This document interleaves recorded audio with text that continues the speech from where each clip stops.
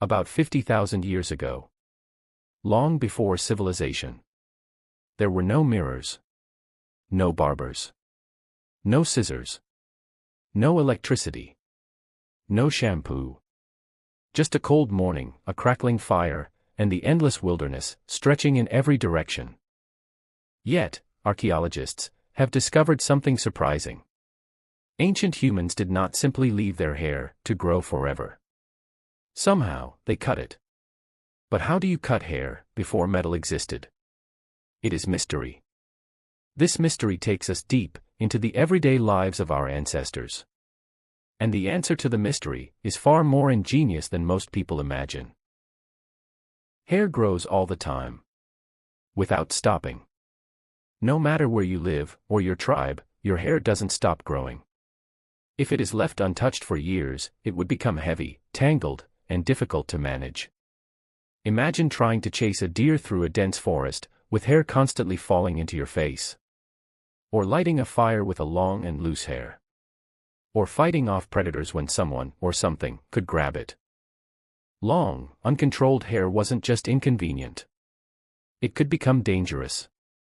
So even tens of thousands of years ago, humans almost certainly needed ways to control it. But there was a problem. Metal had not been invented. Everything they used had to come directly from nature. So how did they cut their hair? The first clue comes from one of humanity's oldest inventions. Stone tools. When most people hear stone tools, they picture the use of rough rocks as weapons. But the reality is astonishingly different. Early humans used to strike certain stones, especially flint, obsidian, and chert, in ways that produced edges sharper than many modern surgical blades. Obsidian, a volcanic glass, can fracture into an edge with only a few molecules thick. Even today, some specialized surgical scalpels are made from obsidian because they're incredibly sharp. If a blade can cut human skin during surgery, it can certainly cut hair. This means that our ancestors already possessed one of the most important tools for a haircut. An extremely sharp blade, carved directly from ancient stone tools. But that is only half of the story. Having blade as the instrument is not enough. How do you actually cut someone's hair without scissors?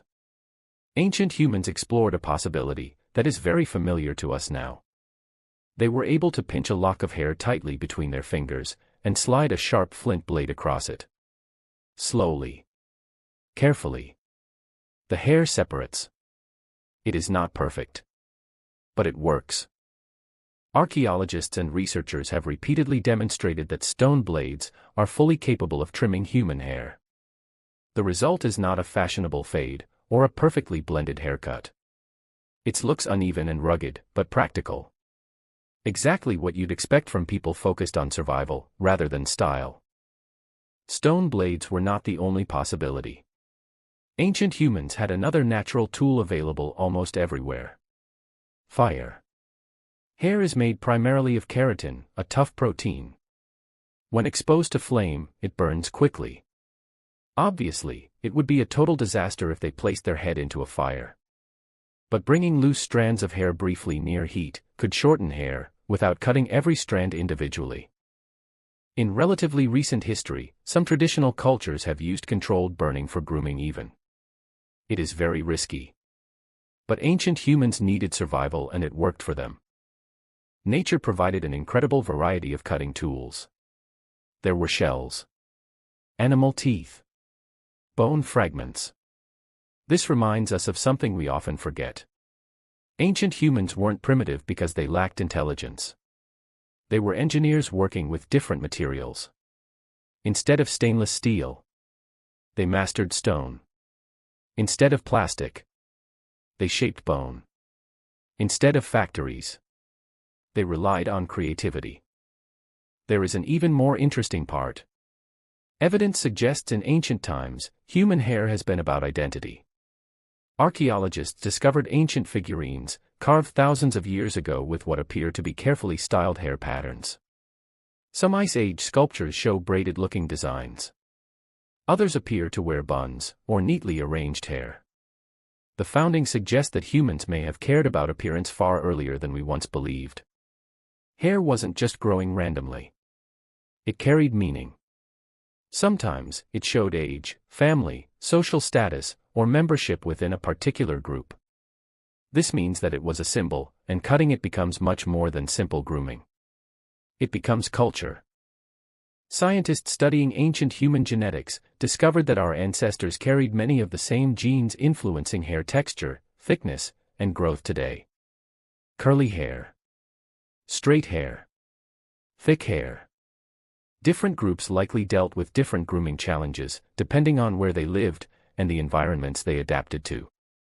When we imagine prehistoric humans, we often picture people concerned only with food and survival. But the archaeological record paints a different picture. If you enjoy uncovering the hidden stories behind humanity, evolution, psychology, and the mysteries of our world, kindly subscribe to this channel. Because every week, we'll travel back in time, explore the fascinating questions about ancient humans and their behavior. See you in the next one.